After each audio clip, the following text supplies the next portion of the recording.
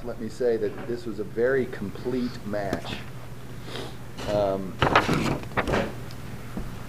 We served very well and we passed very well. And those two things make up 50% of whether you're going to have a good day or a bad day. Well, they make up more than that. They're probably 75% of whether you're going to have a good day or a bad day. And then athletically, we were able to dominate these guys. Our error percentage is right around 10%, which is outstanding. And, you know, our outside hitters continue to have really, really good performances. And then today they were, you know, we had Breon and Meg both playing well. And then Kelsey comes in on the right side and hits .455 and gets 5 kills. So we had better balance today, but it was really, you know, a great team effort. I thought Deidre made some really nice plays close to the net in transition that really, those help our team. They're exciting and they're also very productive. Then defensively, we outdug this team by 10 digs, and they're a good defensive team, and we really did a nice job picking up some of the things that we know they do as what we call trouble shots or junk shots.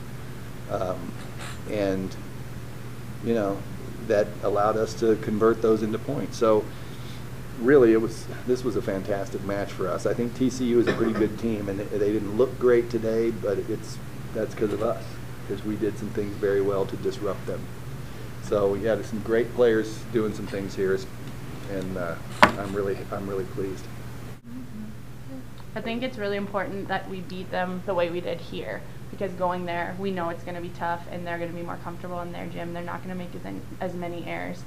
So I think these 2 wins this weekend gives us a lot of confidence going on the road. Tom, they had not lost on the road all year.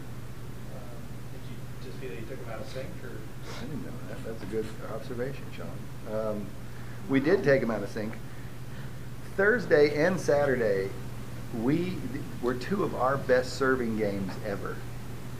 Really ever that I observe, and it's not necessarily measured by service aces. It's measured by lack of errors and toughness. In other words, how much we're disrupting the other team. And you know, we had 6 aces and 3 errors. Usually a 1-to-1 ratio is good. We were 2-to-1. So 3 errors in 3 games is great. And we served tough. This team sort of, the mark they're making is that when they play well, and they do play well a lot, they're not making a lot of point giveaway mistakes. The one match that didn't happen was Denver, but they don't give away a lot of points. They serve in the court, tough, and they don't hit a lot of errors. So then what it comes down to is, are we killing balls? And if we are, we're going to beat almost anybody we play. And so this really, I mean, I've had some pretty good teams here.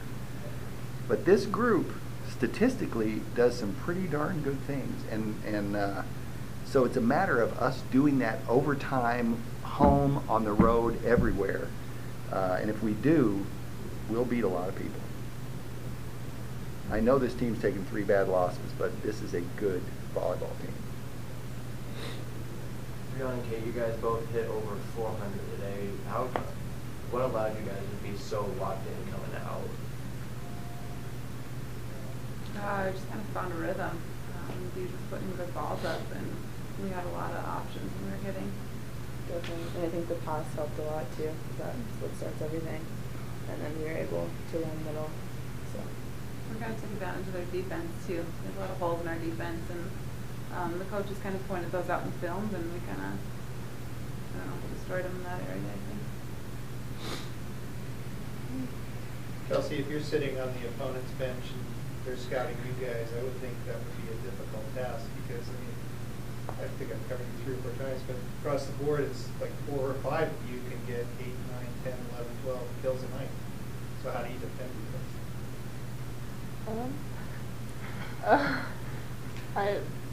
I guess, oh my gosh, I don't know. Like, put a solid block up for one thing, and then if we hit around it, just make sure that you know where we like to hit around a certain block. And I don't Do you really think know. that's a strength of this team, is your depth across? Yeah. Not relying on just one or two players at a time? Yeah, for And sure. even if we're a little bit out of system, I mean, Deidre's still distributing really well. Yeah. I mean, she doesn't just chuck a ball out to the outside, and she still sets back or forces it to our middle, so Mhm. in system or out of system, we have even distribution. Coach, in that second set, when you're kind of doing all those substitutions in a row, it seemed kind of like after every point it was somebody else coming in. What was going on there, and did you happen to hear anything the TCU coach was saying, because she looked kind of angry? Well, no. First of all, I'll answer the second question first. No, I had no clue what she was doing. I was doing it to get people in the game. I want to get people in games against good teams. You know, Marley Reynolds is a great athlete. Marley Reynolds would start at a lot of places.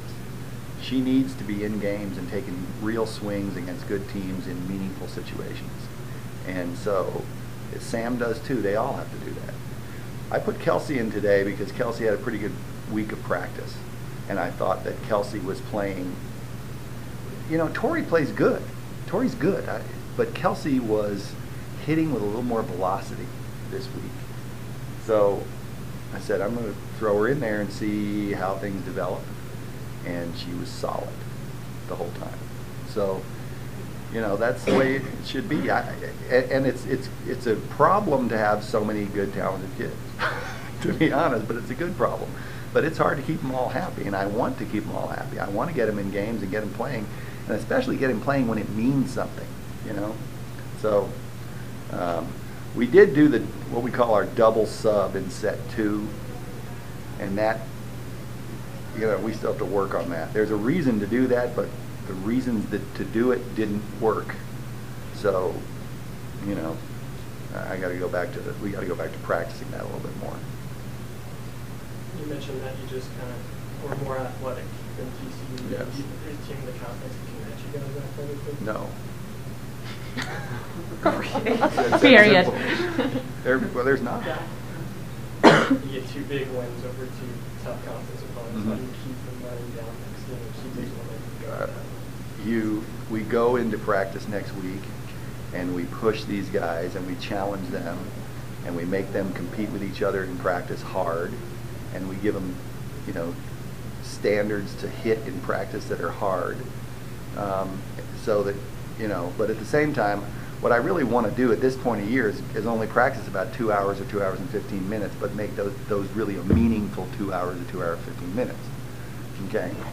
And then you prepare well, and you go on the road. And the thing is, now we're starting over again.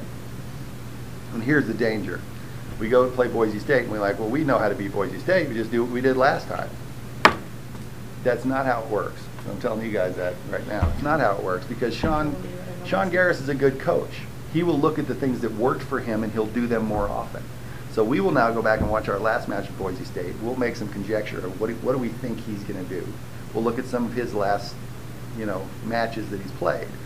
But if we take the other attitude into it, like, well, just do the same things and you're going to win, you don't win. And I know as a coach that makes sense to think that way, but it doesn't, because they're going to change. They're going to be different.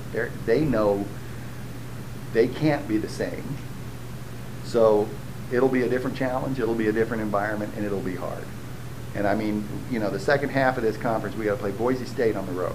We got to play Air Force on the road. We got to play these 2 teams on the road. Those are going to be hard.